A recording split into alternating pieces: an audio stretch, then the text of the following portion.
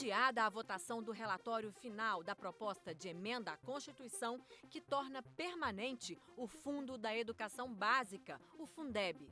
Comissão Mista de Orçamento aprova propostas do Poder Executivo que alteram leis orçamentárias e regulamentam a execução de emendas parlamentares. Os textos seguem para análise em sessão conjunta do Congresso. Veja o que foi notícia nas comissões na semana que passou. A Comissão Mista de Orçamento aprovou 3 projetos que selam, que dão forma ao acordo fechado entre o Poder Executivo e o Poder Legislativo no que diz respeito às emendas impositivas, aquele valor de 30 bilhões que o Legislativo daria às indicações por meio do relator do orçamento. Nós fizemos acréscimos às dotações iniciais que veio do governo. O projeto que enviado no PLN 4 pelo presidente Bolsonaro limita o poder do Congresso apenas aquilo que o Congresso acrescer. Portanto, se não fosse o Congresso, aquele recurso não estaria lá. Não há nenhum ministro reclamando de cortes. Pelo contrário, nós estamos discutindo aonde nós aumentamos mais de 5 bilhões no orçamento da saúde, mais de 7 bilhões no orçamento do Ministério do Desenvolvimento Regional. Nós aumentamos o investimento, nós que estou falando, nós o Congresso inteiro, emendas individuais, emendas de bancada, emendas de comissão e emendas de relator, aumentando o valor, o investimento público do Brasil, que vinha no projeto original de 19 bilhões para mais de 41 bilhões. Rita de la Féria é de Portugal, mas atualmente dá aulas na Inglaterra e trabalhou como consultora em diversos países que fizeram reforma tributária. A especialista afirmou que o sistema tributário do Brasil é um dos piores do mundo e tem vários problemas. Aqui, por exemplo, o mesmo produto pode ser tributado mais de uma vez. Ela também criticou o fato de existirem vários impostos no país e que variam entre os estados. A tributação do consumo no Brasil, neste momento, acumula todos estes problemas. Todos. Perde eficiência porque tem alíquotas múltiplas, perde eficiência porque tem tributos e a neutralidade tem tributos múltiplos, perde eficiência porque não devolve créditos e é cumulativo, perde eficiência porque tem uma tributação metade na origem, metade no destino. Rita de la Féria é defensora do Imposto sobre Valor Agregado, IVA, que é o imposto único. Segundo a professora, ele torna o sistema tributário mais justo e eficiente, além de favorecer a cadeia produtiva. A especialista citou o exemplo de vários países que adotaram o imposto único e melhoraram o sistema de arrecadações, focando apenas na tributação sobre o consumo. Mas alguns parlamentares questionaram se esse modelo é suficiente para evitar que o sistema tributário brasileiro penalize os mais pobres. Ela não pode se limitar exclusivamente ao consumo. Temos que ir para a propriedade e temos que ir para a renda e fazer um sistema tributário muito mais justo para o nosso país. Tivemos com a Receita Federal, recentemente, as equipes técnicas estão trabalhando e o objetivo é que nós possamos avançar no texto de reforma. Na Câmara é discutida a PEC 15. Com o novo Fundeb, seria ampliada a contribuição da União, o ente federado que mais arrecada.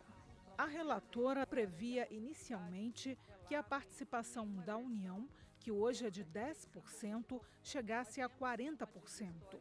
Agora propõe que a União entre com 15%, até atingir 20% dos recursos em 6 anos. A distribuição dessa verba também mudaria. Mais do que a complementação da União, tem temas estratégicos que mudam o modelo de financiamento. Parabéns aos deputados e deputadas que entenderam, junto com a sociedade brasileira, que Fundeb é estratégico, não é conjuntural e não depende desse ou daquele governo, é para o país. Nós temos hoje 13 estados da federação que estão usando os recursos do Fundeb também para pagar inativos. À luz da lei atual, estão sendo infratores. Nós estamos aprovando um fundo sem nenhuma garantia de recursos, sem o governo dizer de onde vai tirar. O governo cada vez mais chorando miséria. Vamos aprovar, eu vou dar meu voto a favor. É o texto do Fundeb que nós conseguimos construir juntos. Então, eu acho que isso é de fundamental importância. Comissão mista que discute a medida provisória que cria a chamada Carteira de Trabalho Verde e Amarela concluiu a discussão do relatório apresentado pelo deputado Cristino Áureo. A MP, que está em vigor desde novembro de 2019, vale para jovens que tenham entre 18 e 29 anos e também para pessoas acima dos 55 anos que estejam desempregadas há mais de um ano. A medida provisória autoriza as empresas a contratarem com desoneração da folha de pagamento. Entre os principais pontos está a redução da alíquota de contribuição para o FGTS de 8% para 2%, a diminuição da multa em caso de demissão de 40% para 20%, a isenção da contribuição previdenciária patronal e do salário educação, além da liberação da contribuição social para os integrantes do Sistema S.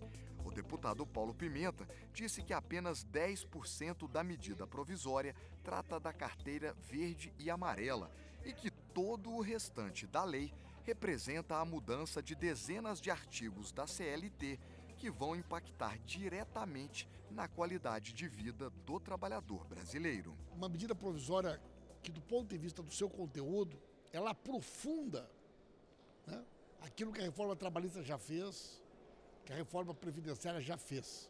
É retirar direitos dos trabalhadores e das trabalhadoras.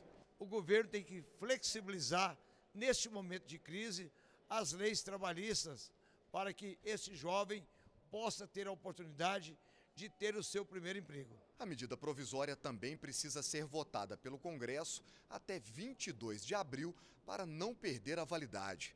Caso seja aprovada, a nova lei determina que essas regras só vão valer até 2022. O ministro da Saúde, Luiz Henrique Mandetta, explicou na reunião que grande parte dos casos brasileiros são de pessoas que estiveram no exterior. Mandetta afirmou que o Ministério da Saúde está extremamente vigilante em portos e aeroportos. A nossa vigilância em saúde, até agora, foi a que fez os movimentos mais antecipados. Nós questionamos a Organização Mundial da Saúde antes da China reconhecer. Nós fizemos todo o protocolo antes. O paciente primeiro do Brasil levou menos de 12 horas dentro do Brasil entre ele iniciar sintomas, procurar uma unidade, ser testado, ser confirmado, ser isolado, assim como os outros. Hoje, tecnicamente, o que muda? Qualquer pessoa, de qualquer voo, que chegue dentro do Brasil, hoje, tecnicamente, você fala, olha, se tiver febre, tosse ou gripe, procure uma unidade de saúde, que pode ser coronavírus. O ministro também solicitou ao Congresso Nacional um crédito extraordinário para aumentar o efetivo de médicos nas redes hospitalares e também nos postos de saúde. Segundo o ministro, pacientes com sintomas devem evitar emergências e procurar primeiramente um posto de saúde para atendimento. 90% são casos leves. Procure a unidade de saúde. Por isso que eu peço o recurso, que é para a gente, a partir de semana que vem, com os postos irem gradativamente ficando abertos, que daí a população sabe. Olha, eu tenho esse posto aqui que está aberto das 6 da manhã até as 10 da noite, eu estou tranquilo, eu posso procurar. Nós vamos fazer o chamamento de 5.000 médicos, eles vão para a atenção básica, isso melhora, acho que melhora, aumenta um pouco a força de trabalho. O presidente da Câmara prometeu celeridade na liberação dos recursos, que ainda terão de ser aprovados pelo Congresso. Transferência de recursos de uma rubrica para outra passam necessariamente pelo Parlamento brasileiro e a nossa intenção não apenas dar celeridade, mas também ajudar com recursos alocados pelos parlamentares, né, combinado com o ministro Mandetta em relação àquilo que será necessário para que nós possamos dar a sustentação necessária aos municípios, aos estados e ao trabalho do ministro Mandetta. Os consultores do Senado têm a clareza e se manifestaram favoráveis à edição de uma medida provisória emergencial, porque ela libera os recursos imediatamente e ela não tem problema relacionado ao teto de gastos, porque uma questão emergencial está amparada pela legislação brasileira. O Conselho Federal de Medicina elogiou as ações de prevenção e monitoramento realizadas pelo Ministério da Saúde, mas mostrou preocupação com a qualidade de atendimento aos pacientes já infectados no país.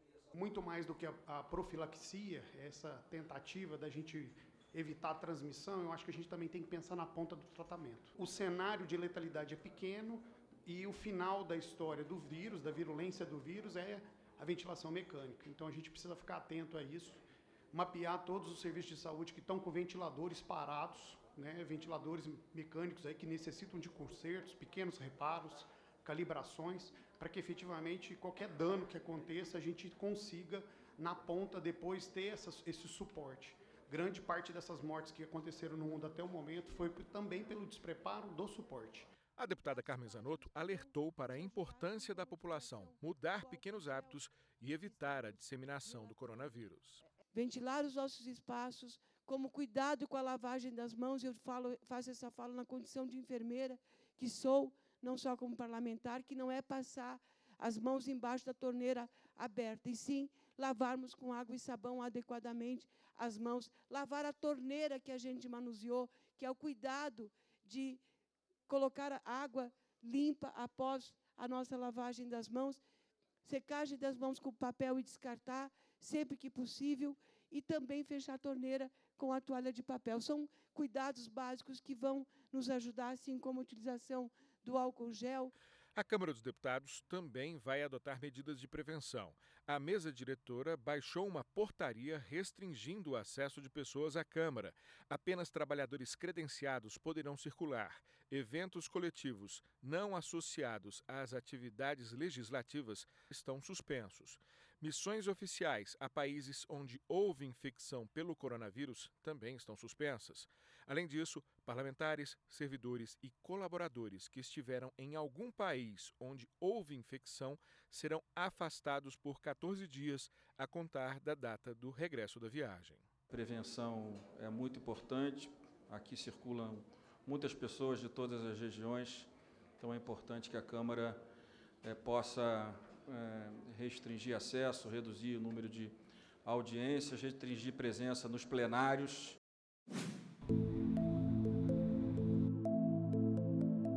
A ocupação irregular de terras da União é um problema com impactos na economia, no meio ambiente e na vida de milhares de famílias. O governo baixou uma medida provisória alterando as regras para a regularização fundiária. Com a medida, o governo espera beneficiar cerca de 300 mil famílias. Na comissão especial que analisa a matéria, foram apresentadas 540 propostas de emendas à MP. O relator acatou algumas. Nós avançamos em 33 pontos na medida provisória 910. Alguns importantes são da gratuidade das taxas do INCRA, que vão viabilizar esses produtores a solicitarem a regularização, que era inviável. Também a gratuidade no cartório, das taxas que são chamadas de emolumentos. Também há essa previsão para o primeiro registro, quando sai da União para esse privado. O convênio do INCRA com as prefeituras, estados, correios, bancos federais e também os cartórios, para que esses produtores não precisam sair das suas cidades do interior e ter que ir à capital para protocolar o seu pedido de regularização. A medida provisória ampliou o público-alvo da regularização fundiária, incluindo terras ocupadas até 5 de maio de 2014, quando a legislação anterior se referia a ocupações até 22 de julho de 2008. Por outro lado, aumentou-se de 4 para 15 módulos fiscais o limite para que a averiguação dos requisitos possa ser feita por mera declaração do ocupante, por meio do Cadastro Ambiental Rural. Também amplia o alcance da regularização fundiária, que até 2009 se encontrava restrita ao âmbito da Amazônia Legal e que, com a edição dessa MP, passou a ter abrangência nacional e em terras não só da União, como também do INCRA. Por fim, possibilita-se a alienação por venda direta mediante o pagamento do valor máximo da terra nua aos ocupantes de imóveis rurais situados na Amazônia Legal até o limite de 2.500 hectares, quando se tratar de ocupações posteriores a 5 de maio de 2014. Especialistas manifestaram preocupação com os efeitos das novas medidas. A gente entende que essa medida provisória vai acabar gerando mais risco para a expansão de desmatamento, porque a gente fez um estudo olhando, por exemplo, 19,6 milhões de hectares na Amazônia que não foram ainda destinados e que seriam alvo de regulação fundiária futura, e se essa área for privatizada, a gente estima que até 2027 pode ter uma expansão de 11 mil até 16 mil quilômetros quadrados de desmatamento. O problema central não está no arcabouço legal, não está na ausência ou leis incompletas. O problema fundamental está na sua não implementação. O governo rebateu as críticas. Vazou esse assunto que o INCRA estava estudando e aí já puseram uma pecha de que era autodeclaração, que qualquer um chegava lá, dizia que tinha terra e ia levar. Não é assim, gente. Esse assunto é um assunto sensível e é um assunto que mexe com a vida, principalmente, apesar de dizerem que não, de pequenos produtores rurais no Brasil todo, não é só na Amazônia, no Brasil todo. O que nós precisamos agora é garantir que se perca esse medo. O que a gente tentou demonstrar hoje aqui é que já existem recursos, já existem meios de mostrar que com a tecnologia o processo é seguro o suficiente e capaz de dar celeridade com segurança para que a gente tenha um processo de regulação fundiária. Deputados também divergiram sobre as novas regras. Nós temos um número gigantesco de famílias, 700 mil famílias, que não tem o título, não tem escritura pública e registro. Não, ele não é desmatador ilegal, ele é irregular. E ele só é irregular, em grande parte, pela omissão do Estado brasileiro. É necessário a gente melhorar e avançar na regularização fundiária no país. Isso é um ponto de consenso, os movimentos sociais defendem, os trabalhadores rurais defendem, os quilombolas defendem. Agora, qual é a nossa preocupação? São os efeitos práticos dessa medida, porque nós queremos que haja uma regulação fundiária e não uma legalização da grilagem. O senador Irajá apresentou o seu relatório nesta quinta-feira, mas por acordo, a votação do substitutivo só começa na próxima semana. O relator fez uma alteração importante em relação ao texto original da MP. Regrediu o marco temporal, que era 2014, para 2012, o prazo de ocupação de terras passíveis de regularização.